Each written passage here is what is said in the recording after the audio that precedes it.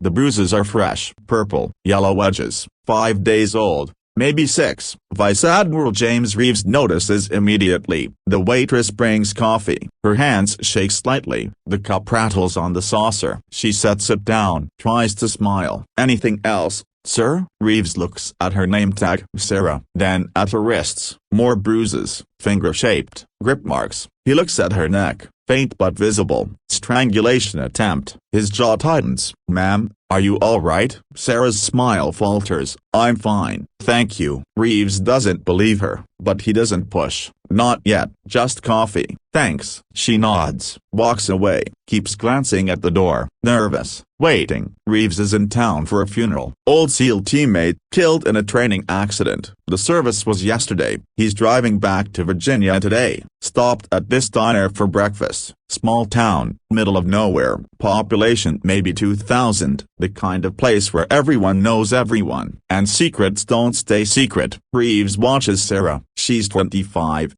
maybe 30, pretty, tired, scared. She moves through the diner like she's trying to disappear. Small, quiet, invisible. The door opens. A man enters, big, 6'3", 240, muscles, tattoos, beard. He looks around, spots Sarah. His face hardens. She sees him, goes pale, frozen. The man walks toward her. Not fast, deliberate. Everyone in the diner notices. Conversations stop. Sarah backs up, hits the counter. Nowhere to go. The man speaks, loud enough for everyone to hear. We need to talk. Outside. Now. Sarah's voice is small. I'm working. I can't. The man steps closer. I said now. His hand reaches for her arm. That's when Reeves stands. Excuse me. The man turns, looks at Reeves, notices the uniform, navy, ribbons, stars, Admiral. The man's face shows confusion, then anger. This doesn't concern you. Reeves's voice is calm, cold. I think it does. Step away from her. The man laughs. Who the hell are you? Her father? Reeves doesn't smile. I'm someone who doesn't like what I'm seeing. Step away. Now. The man's face reddens. Old man.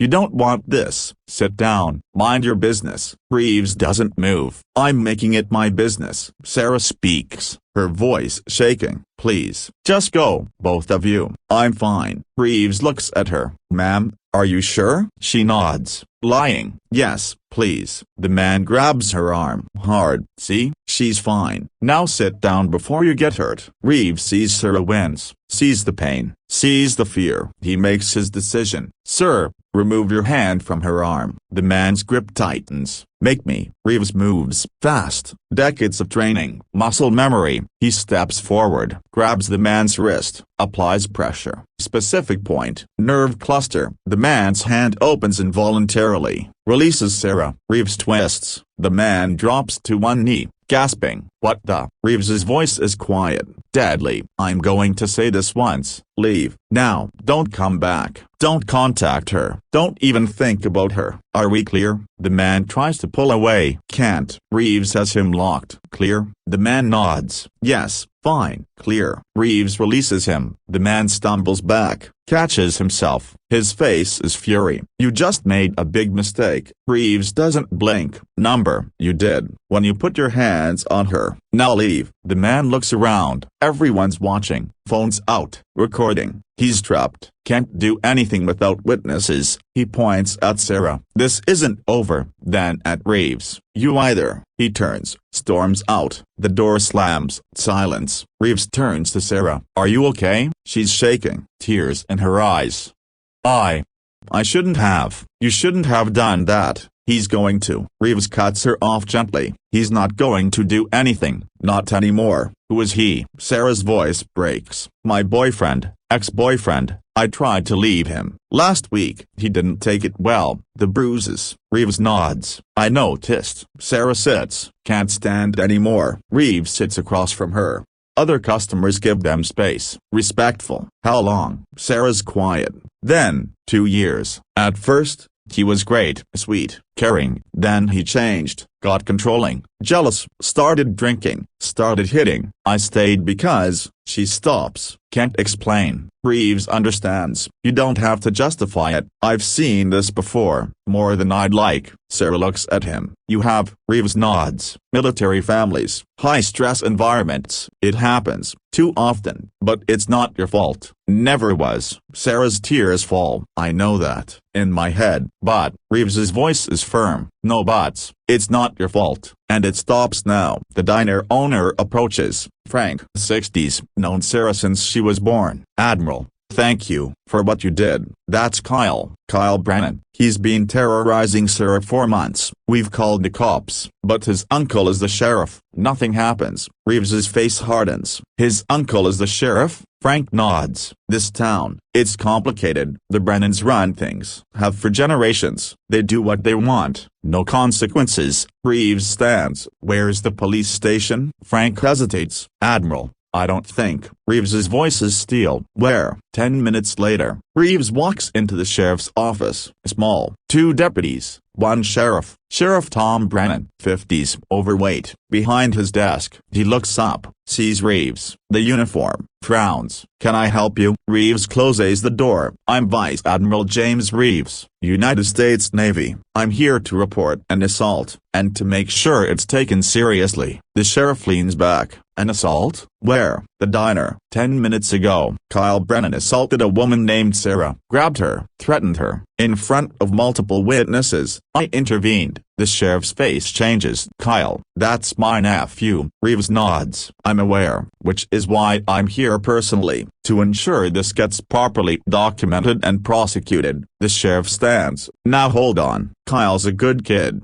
If there was an incident, I'm sure it was a misunderstanding. Sarah can be. Reeves cuts him off. Sheriff, I saw the bruises on her wrists, her neck. I witnessed the assault. I have multiple civilian witnesses, and I have video recorded by patrons. This isn't a misunderstanding. This is domestic violence, and you're going to do your job, or I'm going to make some calls. The sheriff's face reddens. You threatening me? Reeves's voice is calm. I'm informing you. I have contacts at the FBI, at Naval Criminal Investigative Service, at the Department of Justice. If local law enforcement won't act, federal law enforcement will, and when they do, they'll look at why local law enforcement didn't act. They'll investigate you, your nephew, your whole department. Is that what you want? The sheriff sits silent. Reeves continues. Or, you can do your job. Arrest Kyle Brennan. Charge him with assault and battery. Domestic violence. Violation of a restraining order. If there isn't one,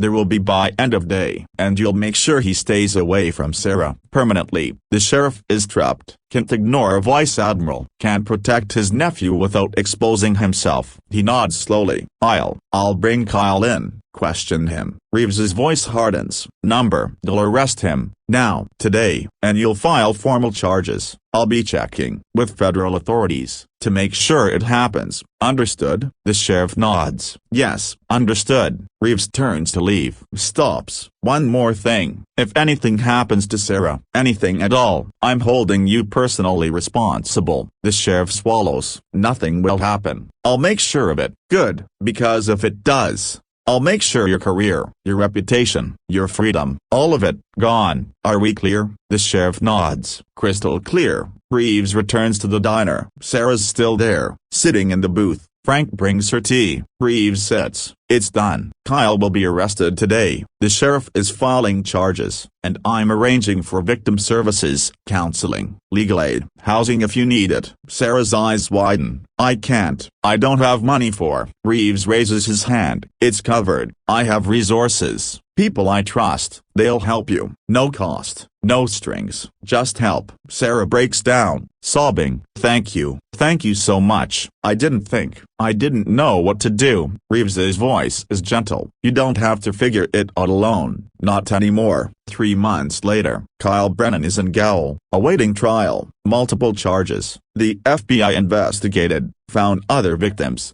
Other abuse cases, covered up by the sheriff. Tom Brennan is under investigation too, suspended, likely to be charged. The town is changing, speaking up, reporting abuse, not staying silent anymore, because one Admiral stopped for coffee, noticed bruises, and refused to look away. Sarah's rebuilding, new apartment, therapy, working at a better restaurant, next town over. Safe. Reeves calls sometimes, checks in, offers support, not as an admiral, as someone who cares, who believes everyone deserves safety, deserves dignity, deserves protection, and sometimes, that protection comes from unexpected places, from a uniformed stranger who saw something wrong, and did something about it, because that's what SEALs do. They protect, not just overseas, not just in combat, but everywhere, against every threat, foreign and domestic. And sometimes the most important battles aren't fought with guns, they're fought with courage, with action, with refusing to be a bystander.